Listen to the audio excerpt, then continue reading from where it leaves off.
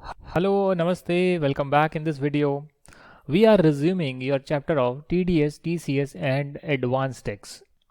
जो ये चैप्टर है इसमें हम काफ़ी सारे प्रोविजंस कर चुके हैं जिसमें मैंने आपको TDS का बेस बताया कि ये होता क्या है, मैकेनिज्म वर्क कैसे करता है, कौन TDS काटता है, कितनी रेट पर काटता है, कैसे उसे गवर्नमेंट को जमा कराता है, कब जमा कराता है और उसके तमाम सेक्शंस क्या हैं।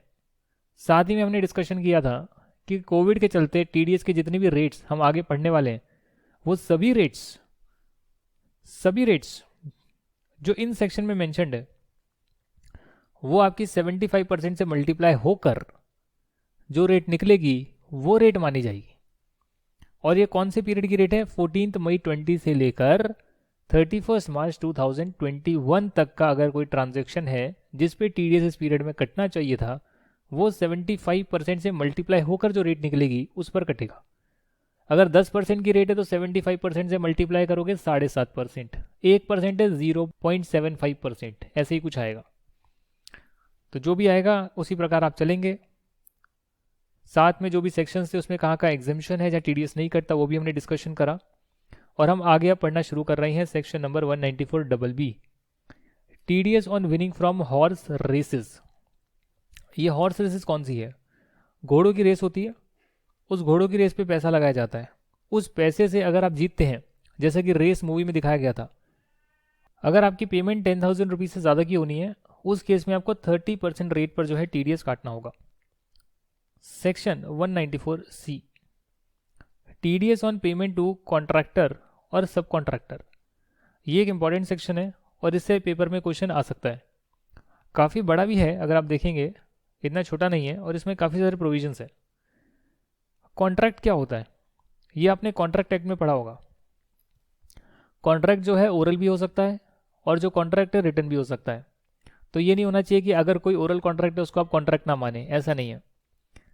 इट कैन बी ओरल और रिटर्न बोथ। तो अगर कोई कॉन्ट्रैक्ट होता है उस केस में दो चीज़ें हो सकती है, या तो आपने सिंगल कॉन्ट्रैक्ट कराओ या आप सेम पार्टी के साथ मल्टीपल कॉन्ट्रैक्ट करें, यानी पहले कुछ बाद में उसी को एक्सटेंड कर दें, उसके बाद एक्सटेंड कर दें, पूरे साल काम चल रहा है, छोटे छोटे कॉन्ट्रैक्ट हुए जा रहे हैं एक ही पार्टी के साथ। तो ये जो दो चीज़ें होगी ना, इसमें TDS किस प्रकार कटेगा वो हम अभी डिस्कस करने वाले हैं।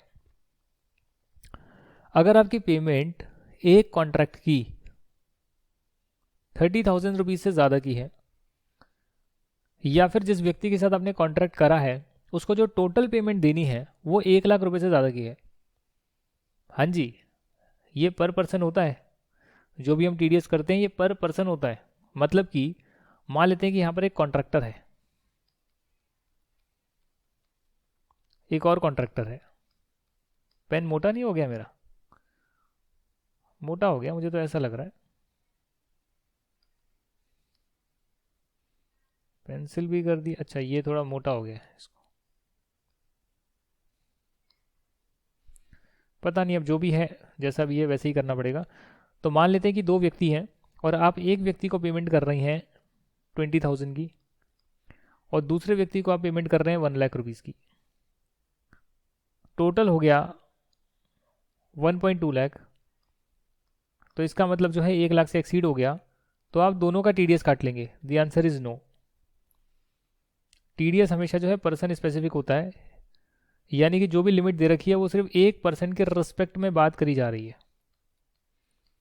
यदि आप इस व्यक्ति को पेमेंट कर रहे हैं तो सिर्फ इस व्यक्ति का अलग देखेंगे सारी लिमिट, दूसरे व्यक्ति को पेमेंट कर रहे हैं तो दूसरे के लिए अलग देखेंगे।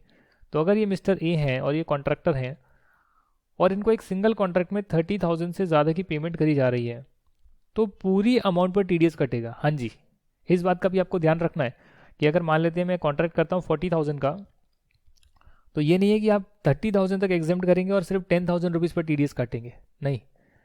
TDS एक प्रोविजनल टैक्स होता है और पूरी अमाउंट पर कटता है अगर वो अमाउंट एक थ्रेशोल्ड लिमिट से ज़्यादा है जिसका क्रेडिट सामने वाले को मिल जाएगा, तो उसको घबराने की ज़रूरत नहीं है। और मान लेते हैं आप इस व्यक्ति के साथ छोटी छोटी जो है कॉन्ट्रैक्ट करते हैं पूरे साल में, एक ही व्यक्ति के साथ, ये व्यक्ति है और इसके साथ आप कॉन्ट्रैक्ट कर रहे हैं पूरे साल में 1 2 3। एक करा 20,000 का कॉन्ट्रैक्ट, आपने कहा 30,000 से ज़्यादा नहीं है TDS नहीं काटोगे। फिर करा 50,000 का कॉन्ट्रैक्ट, आपने कहा 30,000 से ज़्यादा है, इस पे TDS में काट लेता हूँ, पर पुराने वाले पर नहीं काटूंगा क्योंकि वो 30,000 से कम की पेमेंट थी। फिर आपने पेमेंट करी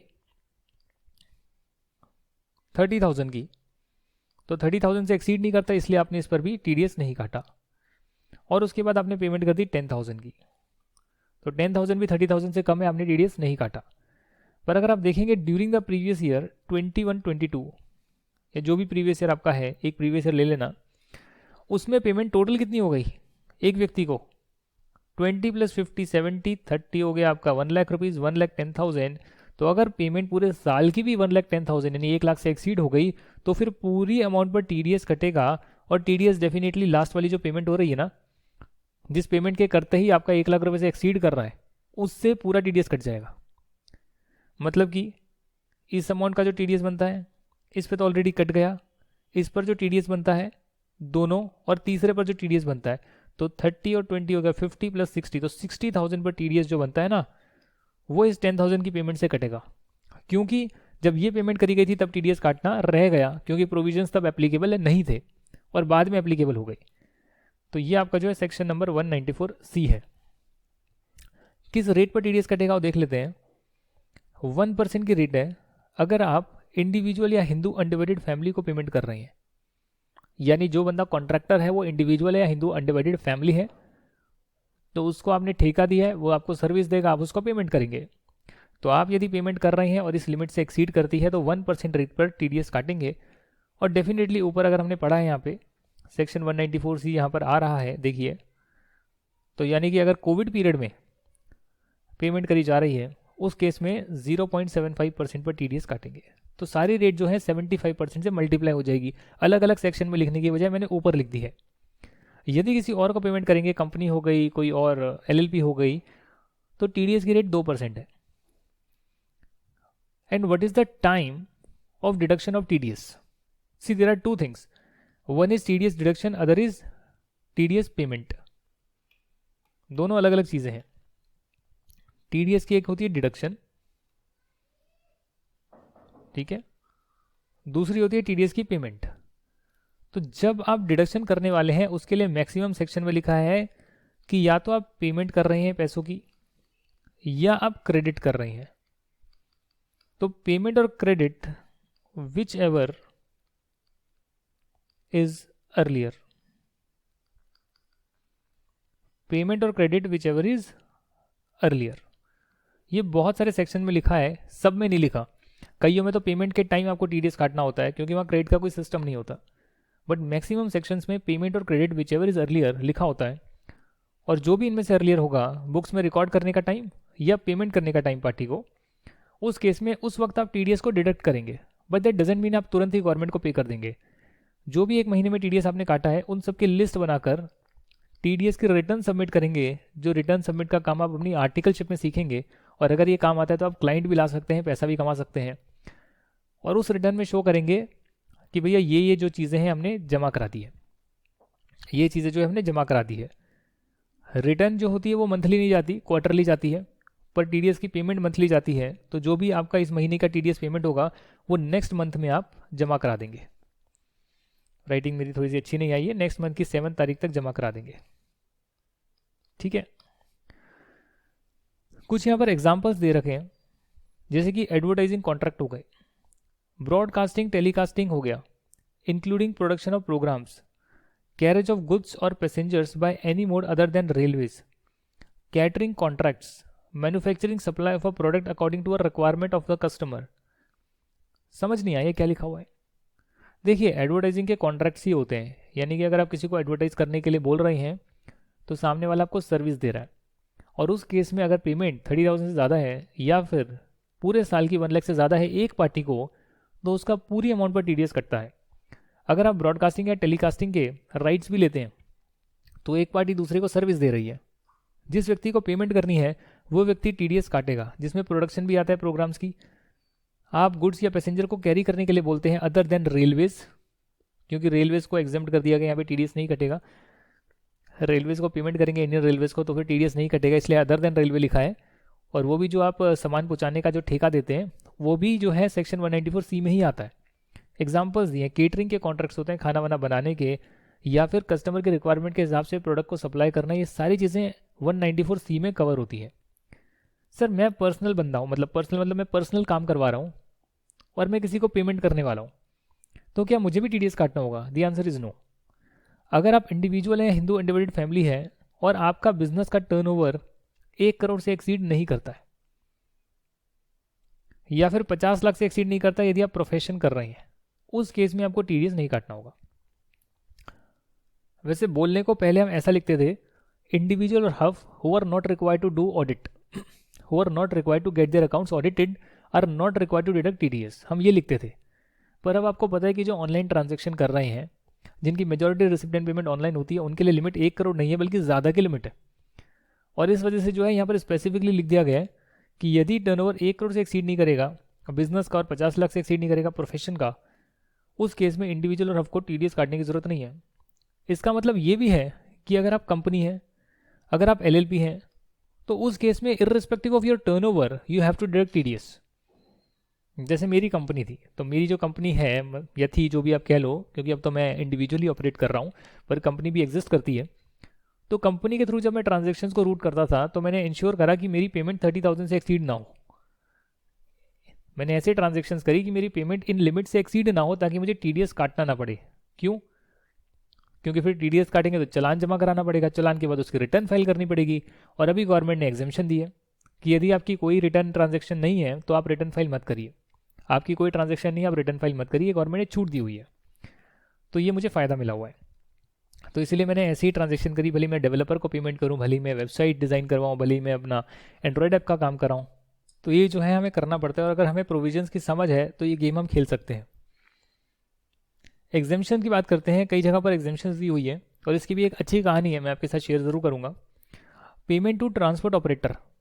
ट्रांसपोर्ट ऑपरेटर वो होते हैं जो कि आपका सामान एक जगह से दूसरी जगह पहुँचाते हैं। अगर उनके पास 10 व्हीकल से ज़्यादा नहीं है at any time during the previous year, कभी भी पूरे साल में 10 व्हीकल से उनके एक्सीड हुए ही नहीं, हमेशा कम ही रहे थे, उस केस में अगर वो आपको पैन नंबर सप्लाई कर देते हैं तो TDS नहीं काटना है। पैन नंबर सप्लाई कर देते हैं तो TDS नहीं काटना है। अच्छा सर, इसका मैं केस आपके साथ शेयर करने वाला हूँ। मैं ऑडिट करने गया, स्टैट्यूटरी ऑडिट, और क्लाइंट का नाम था, एक आर्ट गैलरी है, पूरा नाम नहीं बताऊंगा, दिल्ली के हौसखास में आर्ट गैलरी है, जहाँ पर रविंद्रनाथ टैगोर, FN सूजा, MF हुसैन, उनकी पेंटिंग्स रखी होती है, करोड़ों रुपए की होती है। तो उस केस में अकाउंटेंट आया भागा भागा कि साहब आप ऑडिट कर रहे हो, एक मेरी हेल्प कर दोगे कि एक हमने जो है पेंटिंग को ट्रांसपोर्ट कराया था, तो ट्रांसपोर्टर ने मुझे पेन दिया तो मैंने उसका TDS काट दिया। वो कह रहा है कि पेन नंबर दिया तो TDS नहीं काटना था, वो कह रहा है कि मेरा TDS नहीं काटना था, मुझे पूरी पेमेंट चाहिए। मैंने कहा नहीं काटना था, तो कहता बट उसने पेन नंबर दिया तो मैंने काट दिया ना, अगर नहीं काटना था तो पेन नंबर क्यों दिया?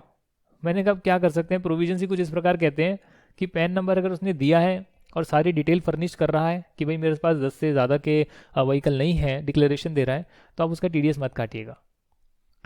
साथ में अगर आप पर्सनल कॉन्ट्रैक्ट करवा रहे हैं तो उस केस में भी कोई TDS नहीं है। पर्सनल कॉन्ट्रैक्ट का मतलब है कि मैं बिजनेस ही नहीं कर रहा हूँ, भले ही मेरा 1 करोड़ का हो या 100 करोड़ का कॉन्ट्रैक्ट हो, मैं अपने घर का कॉन्ट्रैक्ट दे रहा हूँ, मैं अपने घर को रिनोवेट करने का कॉन्ट्रैक्ट दे रहा हूँ, तो इस सेक्शन में नहीं कटेगा, उसका अलग सेक्शन अब आ गया है, पहले वो होता ही नहीं था। तो पर्सनल काम में जितना भी पैसा लगता था उसमें कोई TDS के प्रोविजन नहीं थे, बट अब आ चुके हैं, बाद में आएंगे, बट येस 194C में नहीं आएंगे। It's all about business. तो आप पर्सनल काम कराइए, कोई TDS नहीं लगेगा, आपको काटना नहीं पड़ेगा। Payment made by broadcaster to production houses, if content is produced as per the specification of the broadcaster, then TDS under section 194C is to be deducted. Broadcaster क्या होते हैं? ब्रॉडकास्टर होते हैं स्टार प्लस, सोनी, ये broadcaster है। Balaji telefilms ये production house है। Kapil Sharma show में लिखा था K9 प्रोडक्शन, याद होगा, वो प्रोडक्शन हाउसेज है जो कंटेंट को प्रोड्यूस कर रहे हैं और वो कंटेंट सोनी को दे रहे हैं या फिर वो स्टार प्लस को दे रहे हैं, और वो जो है आगे पब्लिक को ब्रॉडकास्ट कर रहे हैं, तो ये ब्रॉडकास्टर हो गए। अगर ये ब्रॉडकास्टर डिमांड करते हैं कि हमारे हिसाब से कंटेंट बनाओ, तो उस केस में इन्होंने एक कॉन्ट्रैक्ट कर लिया है और उस केस में जो है 194C लगेगा, और जो भी पेमेंट करी जाएगी किसको, जिसने सर्विस दी है उसको पेमेंट करी जाएगी। तो आप जो है टीडीएस काटेंगे, आप जो है टीडीएस काटेंगे। दिमाग नहीं चल रहा। अगर सोनी ने मुझे बोला कि ये प्रोडक्शन आपको करनी है और मैं कर कर दे रहा हूँ, तो पेमेंट कौन करेगा? सोनी मुझे करेगा ना, तो टीडीएस काटेगा 194C में। अच्छा,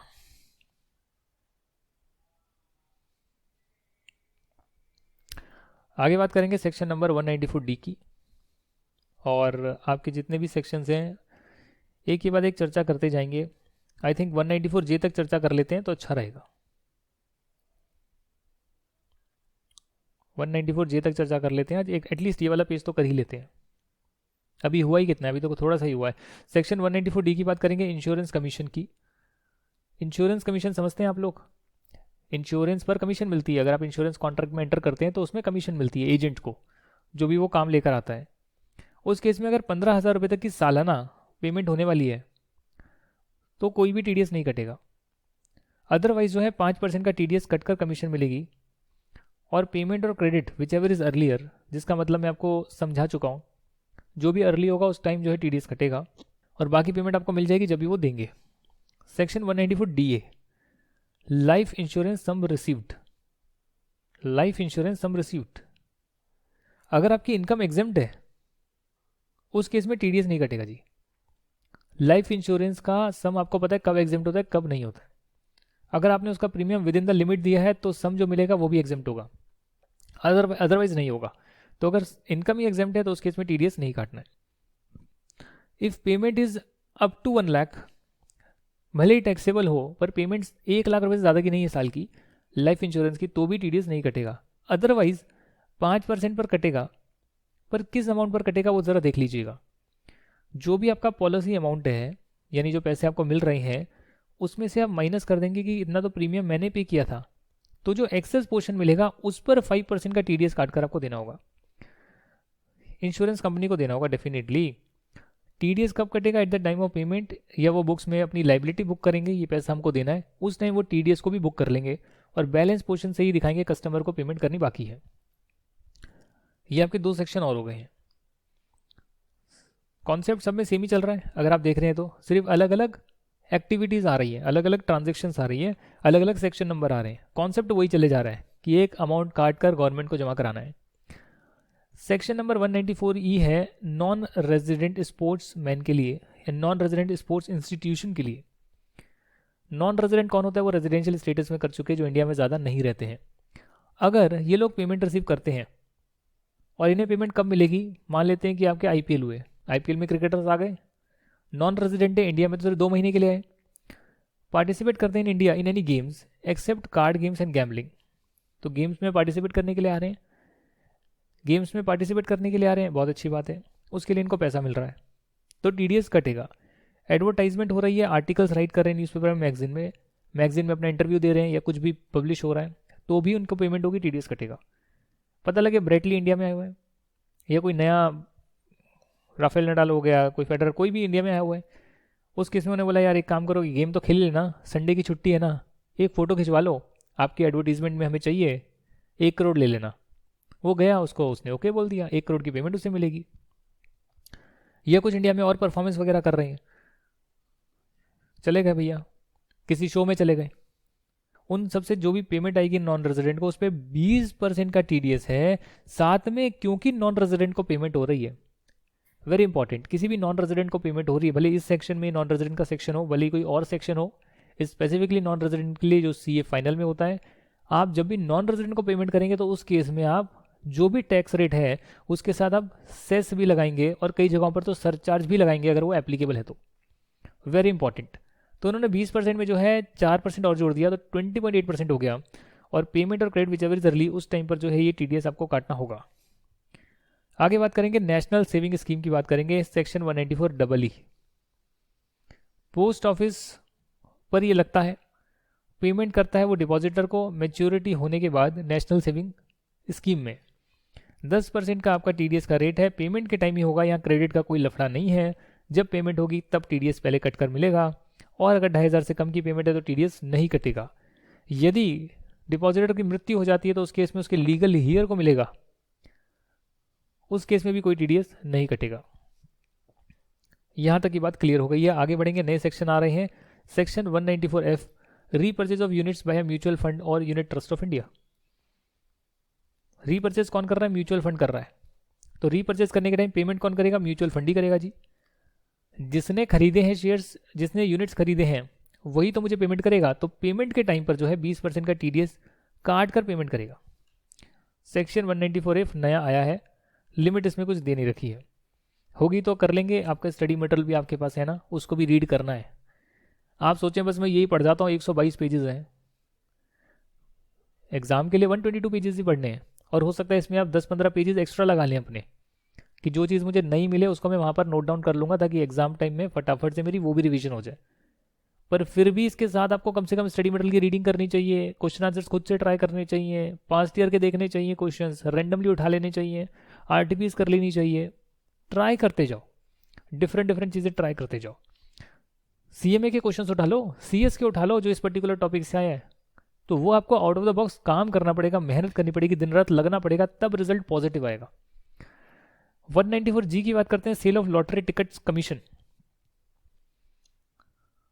अभी हाल ही में केस हुआ था, शायद मैंने पहले भी डिस्कस किया होगा। 12 करोड़ रुपए की लॉटरी लग गई साउथ में। एक लॉटरी वाला बंदा था, जो लॉटरी बच गई थी, जो नहीं बिकी थी, वही वाला नंबर आ गया था और उसकी लॉटरी लग गई। तो उस केस में क्या करता है, वो लॉटरी टिकट बेचता है, जो डेफिनेटली स्टेट गवर्नमेंट रेगुलेट करती है, अदरवाइज आप नहीं बेच सकते, गवर्नमेंट की रेगुलेटेड होती है। और उसमें जो है आपको कमीशन मिलती है, जितनी भी आप टिकट सेल करते हैं। उस कमीशन की जो पेमेंट आपको मिलेगी, तो 15,000 रुपये तक की कमीशन है तो कोई टीडीएस नहीं है। अदरवाइज जो है 5% का टीडीएस है, जो भी इंसान पे कर रहा है या फिर अपनी लाइबिलिटी बुक कर रहा है, क्रेडिट कर रहा है अपनी बुक्स में, तो 5% का टीडीएस तभी बुक कर लेगा और उसको नेक्स्ट मंथ पे कर देगा। 194H एक बहुत इंपॉर्टेंट सेक्शन है, बहुत सारी कंपनीज में हमें देखने मिलता है, और यह है commission on brokerage. TDS on commission और ब्रोकरेज, और ब्रोकरेज है टीडीएस ऑन कमीशन और ब्रोकरेज। ब्रोकरेज आप लोगों को पता है क्या होती है? ब्रोकर होते हैं, ट्रांजैक्शन के बीच में एक परसेंटेज खाते हैं ब्रोकर्स, या कमीशन खाते हैं। अगर वो कमीशन ये टिकट कमीशन वाली नहीं है, जो हमने पहले करी इंश्योरेंस कमीशन, वो नहीं है, बाकी जितनी भी कमीशन आएगी वो सेक्शन 194H में आ जाएगी। और इस केस में भी 15,000 रुपये तक की पेमेंट हो रही है तो कोई टीडीएस नहीं है। और रेट जो है सिर्फ 5% की रेट है। अगर आप क्रेडिट कर रहे हैं उस टाइम या पेमेंट कर रहे हैं उस टाइम, जो भी पहले हो रहा है उस टाइम आप लाइबिलिटी बुक करेंगे और बाकी पेमेंट आप सामने वाले बंदे को कर देंगे। साथ में आप टीडीएस और भी नहीं काटेंगे अगर एमटीएनएल बीएसएनएल पेयर है और वो कमीशन दे रहा है पब्लिक कॉल ऑफिस फ्रेंचाइजीज को। पीसीओ लगे होते हैं बहुत जगह पर, ये कमीशन एजेंट्स होते हैं, ये एमटीएनएल बीएसएनएल के यहाँ पर काम करते हैं। जितनी कॉलें होती है उसका सारा पैसा एमटीएनएल बीएसएनएल को जाता है, इन्हें कमीशन मिलती है। वो कमीशन की पेमेंट पर भी कोई टीडीएस नहीं है। ये नेसेसिटी है, हेल्प करने के लिए है। Individual hub having a turnover of less than 1 crore, up to 1 crore कह लो, या प्रोफेशन से 50 लाख रुपए तक का टर्नओवर आ रहा है तो उनको ऑडिट नहीं कराना है, और ऑडिट नहीं कराना है तो टीडीएस भी उनको काटना नहीं है। Section 194I TDS on rent of assets. Assets में आपको पता है कि आप बिजनेस कर रहे हैं, आपका प्लांट एंड मशीनरी है, वैसे तो आप ही यूज़ करते हैं बट थोड़े समय के लिए किसी को रेंट पर दे देते हैं। तो प्लांट एंड मशीनरी को अगर रेंट पर देंगे उस केस में जो है 2% की टीडीएस की रेट है। अगर लैंड बिल्डिंग या फर्नीचर को रेंट पर देंगे तो 10% की टीडीएस की रेट है। पेमेंट या credit whichever is earlier, जो भी पहले हो गया, या तो आपने अपनी बुक्स में लाइबिलिटी बुक कर दी मुझे रेंट देना है, या फिर आपने एक्चुअल में पेमेंट कर दी, जो भी पहले हो रहा है उसी टाइम आप टीडीएस को रिकॉर्ड कर लेंगे और फिर उसके नेक्स्ट मंथ उसकी पेमेंट करेंगे। अगर 2,40,000 से कम की पेमेंट करनी है एक पार्टी को फॉर रेंट, और पूरे साल की बात कर रहा हूं मैं पर पार्टी, तो टीडीएस नहीं काटा जाएगा और ये आप ईच को ओनर के लिए सेपरेटली चेक करेंगे। इसका मतलब क्या हो गया? अभी तक मैं आपको बताते आया हूं कि अगर कोई एक पार्टी है तो उस पार्टी को जो पेमेंट हो रही है ना, उस एक पार्टी के लिए लिमिट दे रखी है, एक पार्टी के लिए लिमिट दे रखी है आपकी, और इंडिविजुअल पार्टी की लिमिट चेक होती है। पर इस केस में मान लेते हैं कि पार्टी जो है अनेक है। एक आपने जो है फर्नीचर, एक आपने फर्नीचर रेंट पर दिया और उस फर्नीचर के कई ओनर हैं, तो ईच को ओनर को जो आप पेमेंट कर रहे हो, पर पर्सन को आप पेमेंट कर रहे हो, वो अगर 2,40,000 से ज़्यादा है तो उसके लिए टीडीएस कटेगा। तो टीडीएस का जो कॉन्सेप्ट होता है वो हमेशा इंडिविजुअल टू इंडिविजुअल होता है, एक इंसान को पेमेंट पर होता है। अगर किसी हब इंडिविजुअल को ऑडिट नहीं कराना, इस लिमिट से वो नीचे है, तो उन्हें टीडीएस काटने की ज़रूरत नहीं है।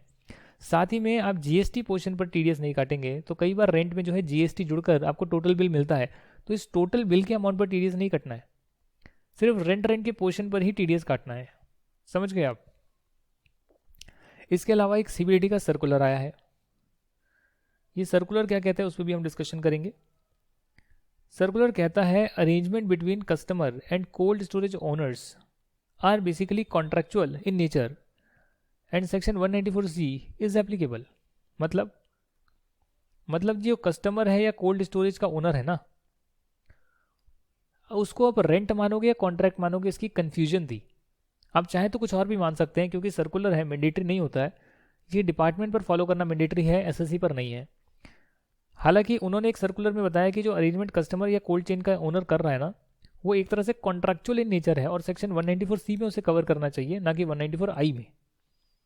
साथ ही में लिखा हुआ है सेक्शन 194 जो आई है रेंट का, it is not applicable on passenger service fees paid by airlines to airport operator.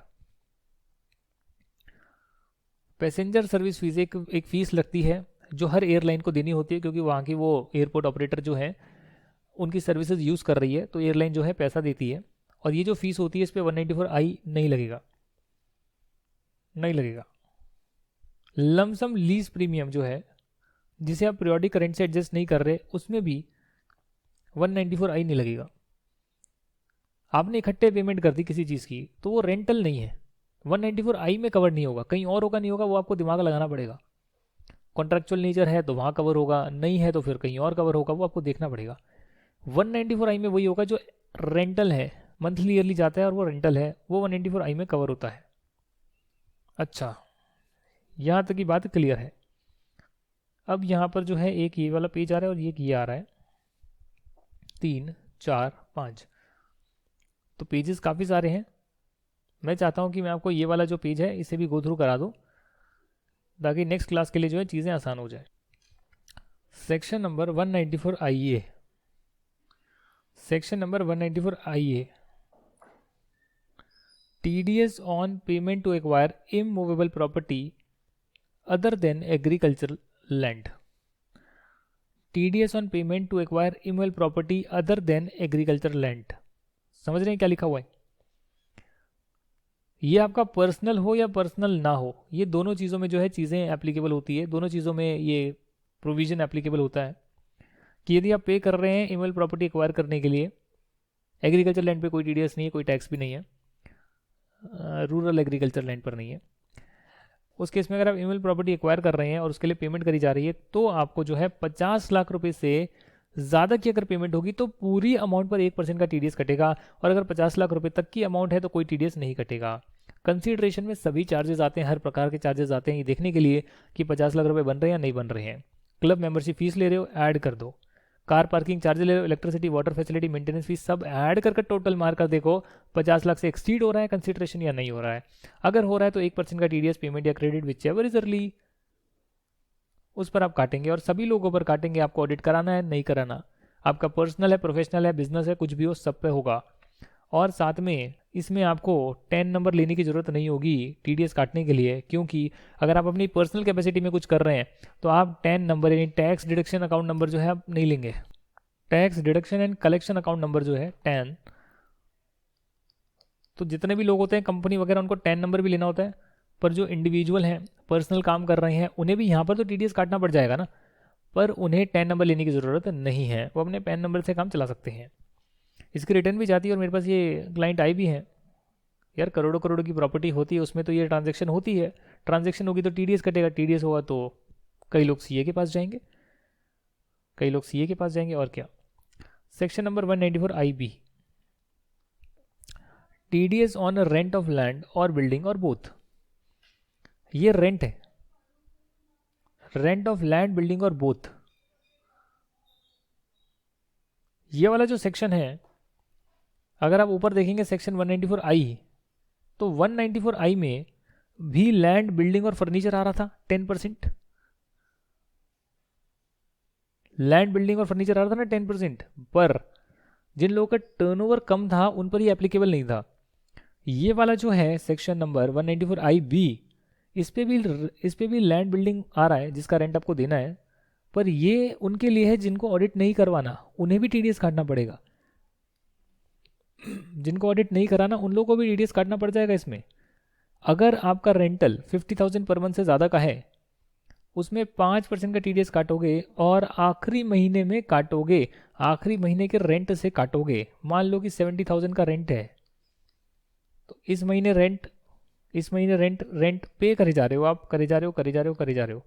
जो आखिरी महीना आएगा ना, उसमें पूरे साल का जो टोटल करोगे उसका 5% कर लेना। मान लो आप 10 लाख रुपए का रेंट दे रहे हो, तो 5% हुआ 50,000। तो 10 लाख का जब रेंट दोगे तो कब दोगे आप?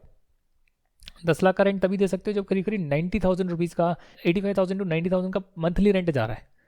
तो जो आपकी आखिरी पेमेंट जा रही होगी उसमें से माइनस कर लोगे 50,000 रुपये टीडीएस के, पूरे साल के टीडीएस के, और बाकी जो है सामने वाले को पे कर दोगे। अगर मान लो कि पेई ने अपना पैन नंबर ही नहीं दिया, जो लैंडलॉर्ड है उसमें लैंडलॉर्ड ने अपना पैन नंबर ही नहीं दिया, then the maximum TDS will be deducted is rent payable in the last month. अगर सामने वाला आपको अपना पैन नंबर ही नहीं देता, तो आप सीधा ही 85,000 रुपीज़ जो है उसको पे ही मत करना और गवर्नमेंट को जमा करा देना। इसमें भी आपको टैन नंबर लेने की ज़रूरत नहीं है। सिर्फ आप जो रिटर्न भरेंगे 194 IB की, ये अलग रिटर्न का फॉर्मेट होता है, इसमें सिर्फ आप खुद का पैन नंबर और जो भी डिटेल वगैरह है फर्निश करके इसे जमा करा सकते हैं। तो टैक्स जमा कराना एक चीज़ है, वो भी गवर्नमेंट की पोर्टल से होती है, और उसकी रिटर्न भरना भी एक चीज़ है। Section number 194 IC, TDS on payment under specified agreement under section 45 sub section 5A। ये मैंने आपको सेक्शन कराया हुआ है, अगर आपको याद होगा। इसमें आंटी मैंने बनाई थी, आंटी कैसे बनेगी आंटी? अरे क्या बना रहा हूँ यार, जो भी है आंटी है ये। एक ड्राइंग मुझे आती नहीं है, किसी को आती है तो मुझे सिखा देना भाई। आंटी जी हैं ये। आंटी जी के पास लैंड था, आंटी जी ने लैंड जो है बिल्डर को दिया, बिल्डर साहब ने इस पर जो है बिल्डिंग कंस्ट्रक्ट करी, एक फ्लोर आंटी को दे दिया। ये हमने कैपिटल गेन के चैप्टर में पढ़ा था कि इसमें ट्रांसफ़र तो आपने अभी कर दिया, पर इस पर जो कैपिटल गेन होगा, जो भी आपको कंसिडरेशन मिला एक फ्लैट का, उसका fair market value, stamp duty value, जो भी वहाँ पर हमने पढ़ाई करी थी, साथ में कुछ कैश मिला, उसको टोटल कर लेंगे, और टोटल कर अगर जो भी वैल्यू आ रही है उस पर पोजेशन के टाइम पर, कंप्लीशन सर्टिफिकेट मिलने के बाद जो है उस पर आप टैक्स दे सकते हैं। वो वाला प्रोविजन की मैं बात कर रहा हूँ, कैपिटल गेन वाले की। आप चाहो तो मैं दिखा भी देता हूँ, सेक्शन 45 यहाँ पर लिखा होगा कहीं ना कहीं। सेल कंसिडरेशन जो है वो स्टैम्प ड्यूटी वैल्यू है, not the fair market value but the stamp duty value of part of the property receive by aunty and the cash receive by aunty. Aunty police बुला लेगी पर party यूं ही चलेगी। Oh wow wow, oh wow wow, ऐश मारो मजे करो। सेक्शन 194 IC को करो। ये कहता है कि जो लैंड ओनर है, वो लैंड ओनर जो है अपना लैंड डेवलपमेंट राइट्स बिल्डर को देता है, बिल्डर उसके अगेंस्ट में मनी या फ्लैट देता है, तो उस केस में पेयर कौन हो गया? पेयर हो गया, वो बंदा पेयर है, और जो इंडिविजुअल हफ है वो पे ही है? नहीं समझे आप? बिल्डर तो पेयर है और इंडिविजुअल या हफ है वो पे ही है। टीडीएस जो है सिर्फ मॉनेटरी कंसिडरेशन पर ही कटेगा। तो इस केस में जो है पेयर किसी इंडिविजुअल हफ को अगर पेमेंट कर रहा है, तो टीडीएस सिर्फ मॉनेटरी कंसिडरेशन पर ही कटेगा, और वो भी 10% पेमेंट या credit whichever is earlier, उस टाइम कटेगा।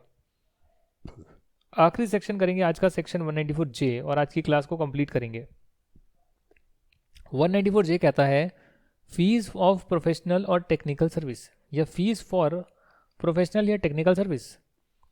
अगर आप किसी को प्रोफेशनल सर्विस दे रहे हैं, टेक्निकल सर्विसेज दे रहे हैं, उस केस में फॉर एवरी सर्विस, इस केस में ट्विस्ट है। अभी तक मैं आपको करवाते आया था फॉर ईच पर्सन, एक सेक्शन में एक पर्सन को जो पेमेंट हो रही है उसमें देखते थे लिमिट से एक्सीड हो रहा है तो पूरा टीडीएस कटता था। इसमें है फॉर एवरी सर्विस, पर्सन एक ही है, वो 2 टाइप की आपको सर्विस दे रहा है, तो इस सर्विस की लिमिट अलग, इस सर्विस की लिमिट अलग। और लिमिट कितनी है? 30,000 टोटल में, डेफिनेटली टोटल में पूरे साल का एक्सीड करेगी, उस केस में आपको 10% का टीडीएस काटना होगा। फॉर टेक्निकल सर्विस, ये अभी आया है, पहले नहीं था, अभी आया है, रेड कलर से लिखा है, अमेंडमेंट है। टेक्निकल सर्विस के लिए या रॉयल्टी इन नेचर के लिए कंसिडरेशन फॉर सेल, डिस्ट्रीब्यूशन और एग्जीबिशन ऑफ सिनेमेटोग्राफिक फिल्म्स, जो कि आपकी सिनेमा घरों में लगती है। तो उसमें पिक्चर तो नहीं खरीदते, वो पिक्चर के राइट्स खरीदते हैं दिखाने के लिए और बदले में जितनी सेल होती है उसकी रॉयल्टी देते हैं। ऐसे सिनेमा घरों का काम चलता है। उसमें अगर पेमेंट 30,000 रुपये से ज़्यादा है तो वहाँ पर रेट कम कर दी गई है, 2% कर दी गई है। 2%, बेचारों की इनकम ही नहीं हो रही, नेटफ्लिक्स आ गया, अमेजन प्राइम आ गया, 2% रेट कर दी गई है। अगर आप कॉल सेंटर का बिजनेस कर रहे हैं तो उसमें भी कहीं ना कहीं आप टेक्निकल सर्विस प्रोवाइड करते हैं, वहाँ भी 2% का जो है TDS कटेगा। जो बंदा पेमेंट कर रहा है वो काटेगा। ये हमेशा से आप याद कर लो अच्छे से। फीस, रेमुनरेशन, कमीशन पे कर रहे हो डायरेक्टर को। डायरेक्टर जो है, एक तो उनको सैलरी मिलती है, दूसरी उन्हें सिटिंग फीस मिलती है, रेमुनरेशन कमीशन भी मिलता है। वो सेक्शन नंबर 194J में ही कटेगा अगर पेमेंट 30,000 से कम की है तो भी।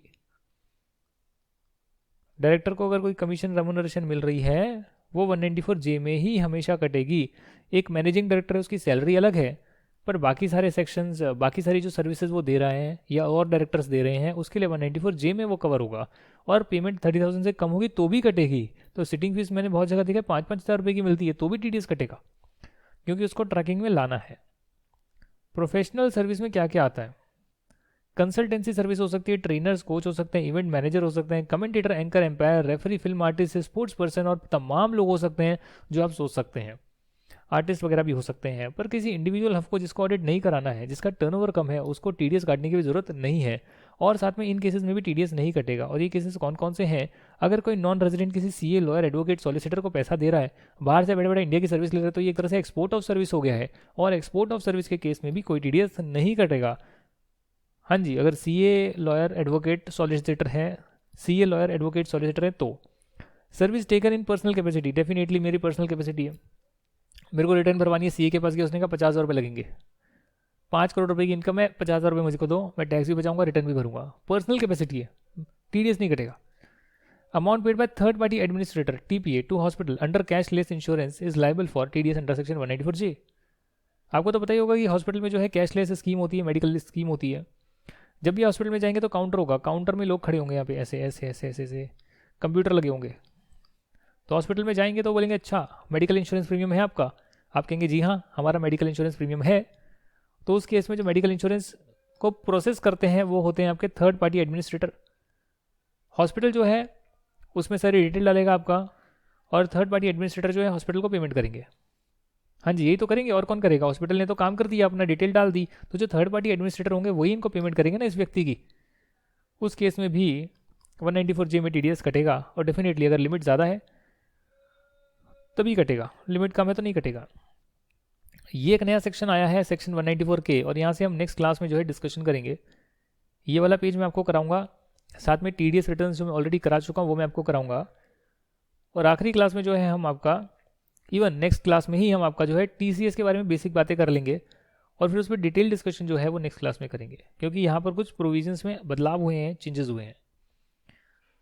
तो आपकी 2 क्लासेस और लगेगी और TDS TCS कंप्लीट हो जाएगा, और उसकी एक क्लास में एडवांस टैक्स भी कंप्लीट हो जाएगा।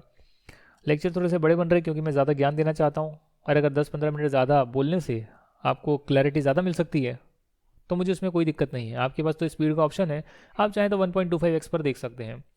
Thank you for watching this video, stay tuned and will see you in the next video then. Tata, bye bye.